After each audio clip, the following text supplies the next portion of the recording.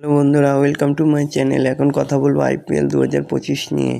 বল হাতে নিয়ে 5 উইকেট নিলেন, ব্যাট হাতেও শেষ পর্যন্ত চেষ্টা করেও পারলেন না, ফলে আরও একবার হারতে হলো মুম্বাই ইন্ডিয়ান্সকে। শুক্রবার লখনৌ সুপার জায়ান্টসের কাছে 12 রানে হারল মুম্বাই।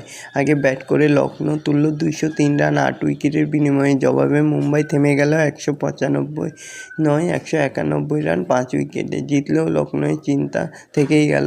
লখনৌয়ের একনা স্টেডিয়ামে 200-র উপরে রান তাড়া করে জেতা সহজ কাজ ছিল না। শুরুটাও ভালো হয়নি মুম্বাইয়ের। চোটের কারণে রোহিত শর্মা না খেলায় রিকেলটনের সঙ্গে ওপেন করতে পাঠানো হলো উইল জ্যাকসকে।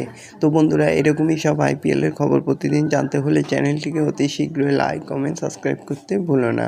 তো বন্ধুরা, মুম্বাইয়ের ধ্বজ বাচ্চাদের দরকার ছিল একটাই জুটি, সেটা করেন নমনদীপ ও সূর্যকুমার যাদব। সাধারণত নামেন তিলক বর্মা।